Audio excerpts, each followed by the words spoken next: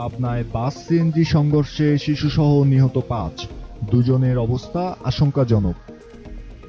পাবনা ঈশ্বরদী উপজেলায় যাত্রীবাহী বাসের সঙ্গে সিএনজি চালিত অটোরিকশার মুখোমুখি সংঘর্ষে শিশুসহ ৫ জন নিহত হয়েছেন। এ ঘটনায় আরও ২ জন গুরুতর আহত হয়েছেন, তাদের অবস্থাও আশঙ্কাজনক।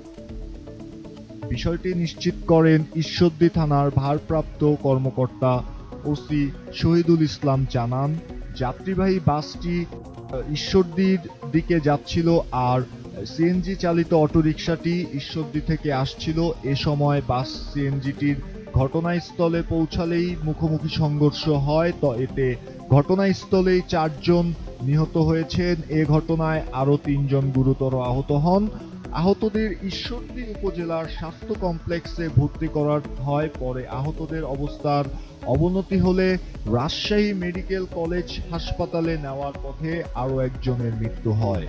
এই ঘটনার পরপরই বাস চালক ও হেলপার পালিয়েছে বলে জানা যায়, তবে বাসটি জব্দ করে রাখা হয়েছে। মোহাম্মদ ফজলুল হক, জেলা সংবাদদাতা, পাবনা, দৈনিক পথে প্রান্তরে।